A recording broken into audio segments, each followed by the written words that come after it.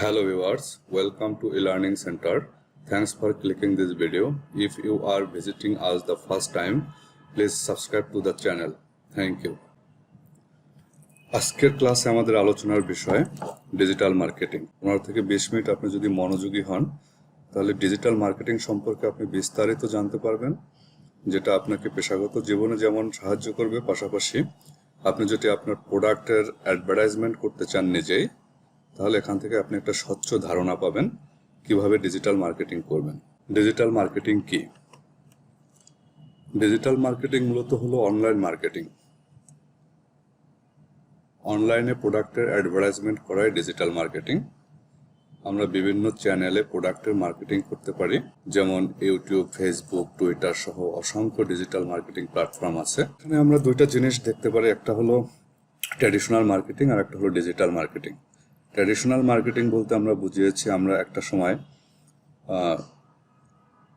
এখানে দেখেন বাম দিকে কিছু আইকন আছে, আইকনগুলো দেখলে আপনারা বুঝতে পারবেন। Television, radio, door to door marketing, poster, billboard, signboard, এগুলো দিয়ে আমরা আমাদের প্রোডাক্টের প্রচার করতাম। কিন্তু এখন এর পাশাপাশি দেখেন ডান দিকে আমি কিছু আইকন দিয়েছি, যেগুলো অনলাইন প্ল্যাটফর্ম বলি আমরা। ইউটিউব, ফেসবুক, টুইটার, ইনস্টাগ্রাম সহ অসংখ্য অনলাইন প্ল্যাটফর্ম আছে যেখানে প্রোডাক্টের মার্কেটিং করা সম্ভব। তাহলে ডিজিটাল মার্কেটিং এবং ট্র্যাডিশনাল মার্কেটিং এর মধ্যে তফাৎটা এখানে যে প্রচুর পরিমাণে ভিউয়ার্স এখন অনলাইনে বিভিন্ন পোর্টালে সময় কাটাচ্ছে, প্রচুর পরিমাণে সময় ব্যয় করছে অনলাইনে। তাহলে মানুষের যেখানে সময় দিচ্ছে, মানুষ যে প্ল্যাটফর্মের সাথে অধিকাংশ সময় থাকছে, সেই প্ল্যাটফর্মের সাথে আমার প্রোডাক্টের প্রচার যদি করতে পারি, তাহলে প্রোডাক্টের খুব অল্প সময়ের মধ্যে প্রোডাক্টের খুব বেশি প্রচার করা সম্ভব। এই কারণে আমরা অল্প সময়ে অধিক ভিজিটরের মধ্যে প্রোডাক্টের প্রচার করা সম্ভব। ডিজিটাল মার্কেটিং কেন করব? একটু আগে আমি বললাম যে মানুষ এখন প্রচুর পরিমাণে অনলাইনে সময় কাটাচ্ছে। যেমন প্রত্যেকেই এখন স্মার্টফোন ইউজ করে, স্মার্টফোনে অ্যাপস আছে, প্রত্যেকটা সোশ্যাল মিডিয়ার বিভিন্ন অ্যাপসে মানুষ লগ ইন করে এবং ইনফরমেশন শেয়ার করে। তাহলে আমরা যদি একটা পরিসংখ্যান দেখি, বাংলাদেশে এই মুহূর্তে 167 মিলিয়ন পিপল আছে, এটা হলো জানুয়ারি 2022-এর একটা পরিসংখ্যান। এর মধ্যে অলমোস্ট 53 মিলিয়ন ইন্টারনেট ইউজার আছে এবং এটা র্যাপিডলি বৃদ্ধি পাচ্ছে। তাহলে আমরা এই প্ল্যাটফর্মটাকে চুজ করতে পারি আমাদের প্রোডাক্টের প্রচারের জন্য। ডিজিটাল মার্কেটিং করার জন্য আমরা কিছু স্টেপ ফলো করতে হবে, যে মাধ্যমগুলো ইউজ করে আমরা ডিজিটাল মার্কেটিং করতে পারি। এখানে আমরা মেজর 6টি মাধ্যম নিয়ে কথা বলবো। 1 নম্বরে বলছি সার্চ ইঞ্জিন অপটিমাইজেশন, 2 নম্বরে সার্চ ইঞ্জিন মার্কেটিং, 3 নম্বর কন্টেন্ট মার্কেটিং, 4 নম্বরে সোশ্যাল মিডিয়া মার্কেটিং, 5 নম্বরে ইমেল মার্কেটিং, 6 নম্বরে অ্যানালাইটিক্স। এখন সার্চ ইঞ্জিন অপটিমাইজেশন বা এসইও। এসইও কি? আমরা এখানে দেখলাম যে 6টা মডিউল আছে, 6টা মডিউলে কাজ করতে হবে। প্রথম আমরা এসইওর কথা বলেছি, তাহলে এসইও কি আমাকে জানতে হবে। এসইও হলো সার্চ ইঞ্জিন অপটিমাইজেশন। আসলে সার্চ ইঞ্জিন অপটিমাইজেশন কি? আমরা যদি দেখি যে আমরা সবাই গুগল ইউজ করি, আমরা গুগলে গেলাম, google.com, একটা ব্ল্যাঙ্ক পেজ, কিছুই নেই। এখানে আমরা সার্চ করতে পারি। আমরা যদি সার্চ করি, আমরা কিছু পারচেস করতে চাই, আমরা একটা জেনারেটর কিনবো, তাহলে আমরা জেনারেটর লিখে সার্চ দেই। দেখেন generator price in Bangladesh, generator price in Bangladesh, অনেকগুলো ইনফরমেশন এখানে চলে আসছে। এবং লাস্ট অফ অল এখানে অনেকগুলো পেজও শো করছে। এটা হলো ফার্স্ট পেজ, এটা মনে রাখবেন। এটা প্রথম পেজে কিছু ইনফরমেশন আমরা পাচ্ছি, দ্বিতীয় পেজ, তৃতীয় পেজ, চতুর্থ পেজ, এরকম আমার অনেকগুলো পেজ আছে। এখানে নাম্বার 10 শো করছে।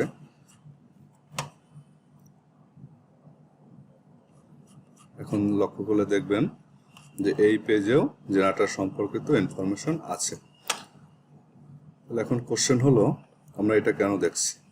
সার্চ ইঞ্জিনের কাজটা কি? সার্চ ইঞ্জিনের কাজ মূলত হলো কোনো ইনফরমেশন সার্চ করে সেটাকে ডিসপ্লে করা। তাহলে সার্চ ইঞ্জিন শুধু কি গুগল না, সার্চ ইঞ্জিন গুগল না, সার্চ ইঞ্জিন আরও আছে, ইয়াহু, বিং, MSN, এরকম অনেক সার্চ ইঞ্জিন আছে। তবে পপুলার সার্চ ইঞ্জিন হলো গুগল। আমরা সাধারণত কোনো কিছু সার্চ করলে গুগলেই বেশি সার্চ করি। কেউ যদি জেনারেটর ইন বাংলাদেশ লিখে সার্চ দেয়, তাহলে দেখেন ফার্স্ট পেজে যদি আমি আসি, প্রথম পেজে কিছু কোম্পানির ইনফরমেশন দিয়েছে। সাকুরা পাওয়ার, তারপরে Walton BD, Daraz, BD stall, এরকম কিছু ইনফরমেশন ফার্স্ট পেজেই চলে আসছে। কিন্তু লাস্ট পেজ বা 3-4 নাম্বার পেজেও কিছু ইনফরমেশন আসছে। এখন আমার কোশ্চেন হলো যে daraz.com ফার্স্ট পেজে কেন আসলো, অথবা ওয়ালটন কেন ফার্স্ট পেজে আসলো? তাহলে সেলটা কার বেশি হবে? প্রথম মানুষ যখন সার্চ করবে, সার্চ করার পরে প্রথম পেজে যাকে পাবে সেখানেই কিন্তু মানুষ বেশি ঢুকবে। আমি দারাজে ঢুকে গেলাম, দারাজ দেখলাম, ঢুকে এখানে আমাকে কিছু ইনফরমেশন, পাওয়ার সংক্রান্ত কিছু প্রোডাক্টের ইনফরমেশন আমাকে দিচ্ছে। এরকম আমি অন্য ফার্স্ট পেজে যারা আছে, ওয়ালটনে যেতে পারি, ওয়ালটনে গেলে আমার ওয়ালটনের প্রোডাক্টগুলো শো করবে।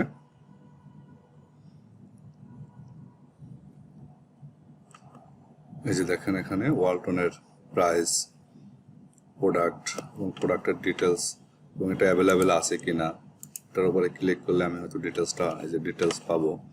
তাহলে এখান থেকে আমি অ্যাডভার্টাইজমেন্ট করে আমি গুগলের ফার্স্ট পেজে আসছি। এটাকে এসইও বলছি আমরা। ফার্স্ট পেজে আসার জন্য কিছু কারিকুলাম করতে হয়, কিছু এক্সট্রা অ্যাক্টিভিটি করতে হয়। সেই অ্যাক্টিভিটি করে গুগলের ফার্স্ট পেজে আমরা আসতে পারি। তাহলে মূলত এসইওটা হলো গুগলের ফার্স্ট পেজে আসার জন্য যে কার্যক্রমটা, সার্চ ইঞ্জিনের ফার্স্ট পেজে আসার জন্য যে কার্যক্রম, সেটাই হলো এসইও। এখন আমরা এখানে বলছি যে এসইও করতে হলে কিছু রিকোয়ারমেন্ট লাগবে, আমার কিছু জিনিসপত্র লাগবে। যেমন একটা ওয়েবসাইট লাগবে, ওয়েবসাইট করতে হলে আমাকে ডোমেইন লাগবে, হোস্টিং লাগবে এবং কন্টেন্ট লাগবে। এখন ডোমেইন, হোস্টিং, কন্টেন্ট এগুলো সম্পর্কে নিশ্চয়ই আপনাদের আইডিয়া আছে। তারপর আমি একটু বেসিক কথা বলছি। যে এখানে আসার পরে দেখেন, ওয়ালটনে আসার পরে এই যে waltonbd.com একটা ওয়েবসাইটের অ্যাড্রেস, ঠিকানা, এইটা হলো ডোমেইন। এই ডোমেইন, তাহলে হোস্টিং কি? হোস্টিং হলো এই যে ইমেজগুলো রাখা আছে কোনো সার্ভার কম্পিউটারে, সেখান থেকে এই ইমেজটা শো করছে। তাহলে যে স্পেসটা মূলত এই লেখাগুলো এবং এই ইমেজগুলো রাখার জন্য যে জায়গাটা কম্পিউটারের হার্ড ড্রাইভে, সেটাই হলো হোস্টিং। আর বলছে হলো কন্টেন্ট। কন্টেন্ট কি? কন্টেন্ট মূলত হলো, দেখেন এখানে ওয়েবসাইটটা ওপেন করার পরে কিছু লেখা আসছে, একটা ইমেজ আসছে, এইগুলো ইমেজ, এই যে পুরো লেখাগুলো, ইমেজগুলো, এর সমষ্টি হলো কন্টেন্ট। তাহলে কন্টেন্ট সম্পর্কে আমরা আইডিয়া পেলাম। এখন কিওয়ার্ড কি? কিওয়ার্ড হলো সেটা যে আমি কি লিখে গুগলে সার্চ করেছিলাম। গুগলে আমরা সার্চ করেছিলাম জেনারেটর প্রাইস ইন বাংলাদেশ, তাই না? এই যে জেনারেটর প্রাইস ইন বাংলাদেশ, এটা লিখে আমরা সার্চ করেছিলাম। এটা হলো আমাদের জন্য কিওয়ার্ড। হ্যাঁ, এটা হলো আমাদের জন্য কিওয়ার্ড। এখন এই কিওয়ার্ড দিয়ে এই পেজটাকে ফার্স্ট পেজে আনার জন্য কিছু মেকানিজম করা হয়েছে। আমরা এসইও নিয়ে পরবর্তীতে যখন ডিটেলস টিউটোরিয়াল করব, তখন এটা আমরা বুঝতে পারবো যে কিভাবে কিওয়ার্ড সিলেক্ট করা হয় এবং কিভাবে কিওয়ার্ডের মাধ্যমে সার্চ ইঞ্জিনের র্যাঙ্কিংয়ে আসা যায়। মূলত এক কথায় ইন্টারনেট জগতে এটাকে, প্রোডাক্টটাকে ভাইরাল করা, আমার কিওয়ার্ডটাকে ভাইরাল করা। তাহলে এই সার্চ ইঞ্জিন বুঝতে পারবে যে কোন সাইট থেকে এই প্রোডাক্টটা বেশি সার্চ হচ্ছে এবং কোন সাইটে এটা সম্পর্কে বেশি কথা বলা আছে, সেই প্রোডাক্টটাকে টপে নিয়ে আসবে। এই প্রসেসটা আমরা দেখবো আমাদের পরবর্তী টিউটোরিয়ালে।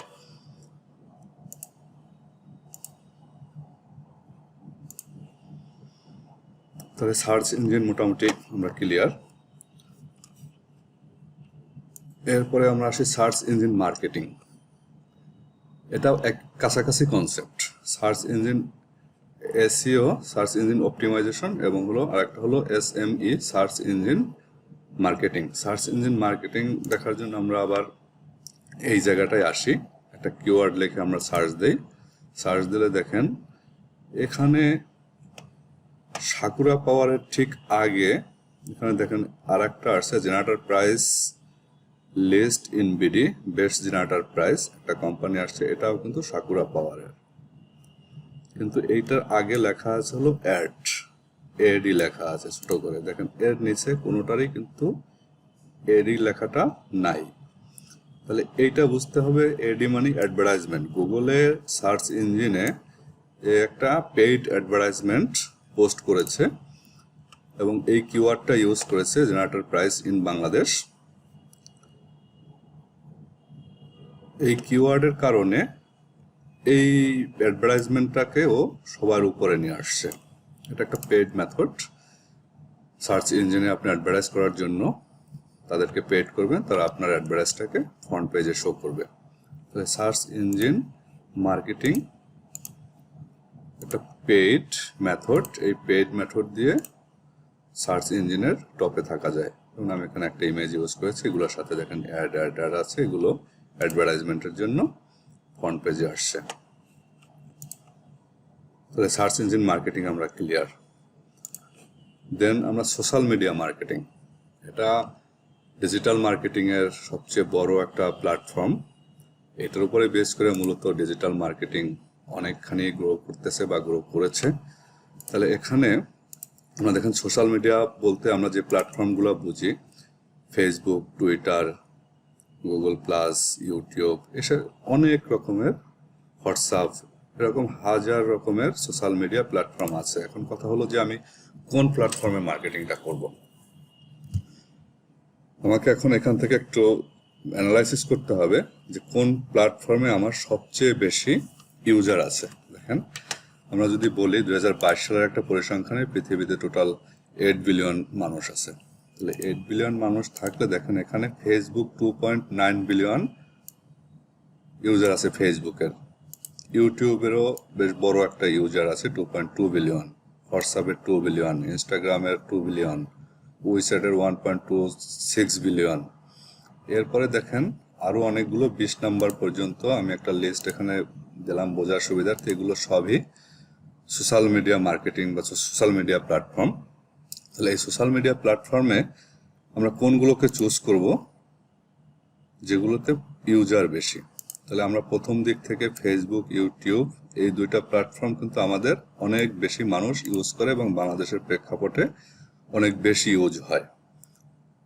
উইচ্যাট সাধারণত চায়নাতে খুব বেশি ইউজ হয়, টিকটক এখন অনেক ইউজ হচ্ছে, বাংলাদেশেও টিকটক ইউজ হচ্ছে, হোয়াটসঅ্যাপ বাংলাদেশে ইউজ হচ্ছে। এই প্ল্যাটফর্মগুলোতে আমরা আমাদের প্রোডাক্টের মার্কেটিং করতে পারি। সেটা দুইভাবেই করতে পারি, একটা পেড মার্কেটিং করতে পারি অথবা আমরা নন পেড মার্কেটিংটাও করতে পারি। পেড মার্কেটিং এর ক্ষেত্রে ওদেরকে প্রসিডিওর ফলো করে আমরা কি পরিমাণ রিচ চাই, ভিউয়ার চাই, কিংবা আমার বাজেট কত, এগুলো আমরা পরবর্তী ভিডিওতে দেখব। এটা পেড মেথডে। আর হলো যেটাকে আমরা অর্গানিক বলছি, যে আমরা ফেসবুকে অনেক সময় অনেক পোস্ট করি, যে পোস্টগুলো মানুষ দেখে কিন্তু তার জন্য কোনো পেমেন্ট দিতে হয় না, এটা হলো আমাদের অর্গানিক মেথড বা নন পেড মেথড।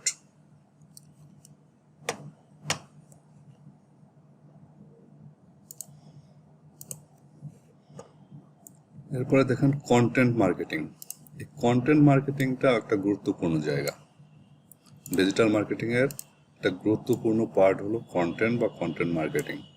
দেখেন আমি এখানে একটা ইমেজ দিয়েছি, বাম দিকে একটা ড্রেসের ছবি আর ডান দিকের কিছু ইনফরমেশন দেওয়া আছে, আর ড্রেসটার কাপড় কি, এর সাইজ কত, কোথায় পাওয়া যাবে, ডিটেলস আর তথ্যগুলো এখানে দেওয়া আছে। তাহলে এখন এটাকেই মূলত পুরোটাকে ইমেজ এবং এর ইনফরমেশন সহ এটাই মূলত হলো কন্টেন্ট। তাহলে একটা কন্টেন্ট মার্কেটিং করতে হলে প্রথম কাজ হলো কন্টেন্টটাকে তৈরি করা। কন্টেন্ট তৈরি হয়ে গেলে এই কন্টেন্ট আমরা বিভিন্ন জায়গায়, বিভিন্ন সোশ্যাল মিডিয়ায় আমরা পোস্ট করব। এটা হতে পারে ব্লগ সাইডে, হতে পারে কোনো সোশ্যাল মিডিয়া সাইডে, হতে পারে কোনো ওয়েবসাইটে, যেখান থেকে ভিজিটর তথ্য নিয়ে আমার ওয়েবসাইটে বা আমাকে ফোন দিয়ে তথ্য আমার প্রোডাক্টটা কালেক্ট করতে পারে। এটাই মূলত হলো কন্টেন্ট মার্কেটিং। এরপর ইমেল মার্কেটিং। ইমেল মার্কেটিং আমরা সবাই নর্মালি ইমেল ইউজ করি। তাহলে আমাদের এই যে কন্টেন্ট আমরা ডেভেলপ করলাম, এই কন্টেন্টটাই যদি আমরা ইমেলের অ্যাটাচমেন্ট করে কাউকে পাঠিয়ে দেই, সে কিন্তু আমার পুরো তথ্যগুলো দেখতে পাচ্ছে। তাকে আমরা ইমেলের মাধ্যমে তথ্যগুলো জানাচ্ছি, সেটাই ইমেল মার্কেটিং। এবং দেখেন এখানে হলো লাস্ট ইমেল মার্কেটিং এবং লাস্ট অফ অল অ্যানালাইটিক্স। অ্যানালাইটিক্সটা মূলত আসলে ডিজিটাল মার্কেটিংয়ের সরাসরি ওইভাবে কোনো পার্ট না, কিন্তু অ্যানালিটিক্সটা আপনার জন্য জরুরি। আপনি যখন কোনো সোশ্যাল মিডিয়ায় কন্টেন্ট পোস্ট করবেন, তখন আপনাকে দেখতে হবে যে এই কন্টেন্টটা আপনার কি পরিমাণ রিচ হয়েছে, কি পরিমাণ ভিউ হয়েছে। এই যে আপনার হিসাবের জায়গাটা, এটাকেই বলছে অ্যানালাইটিক্স। অ্যানালাইটিক্সটা গুরুত্বপূর্ণ এই কারণে যে আপনি ফেসবুকে একটা বুস্ট করলেন, বুস্ট করার পরে ওখানে আপনি পার ডে $1 স্পেন্ড করবেন, কিন্তু $1 স্পেন্ড করার পরে আপনি দেখলেন যে আপনার ভিউ খুব কম হচ্ছে, রিচ খুব কম হচ্ছে। তখন আপনি একটা আইডিয়া নিতে পারবেন যে আমার এই কন্টেন্টটাকে আসলে কি করা যায়, এটাকে একটু মডিফাই করে ইমেজটাকে চেঞ্জ করে আবার পোস্ট করা যায়, যখন দেখবেন যে ভিজিটর সংখ্যা বাড়লো কিনা। এই অ্যানালাইসিসটা সিদ্ধান্ত নেওয়ার ক্ষেত্রে আপনাকে সাহায্য করবে।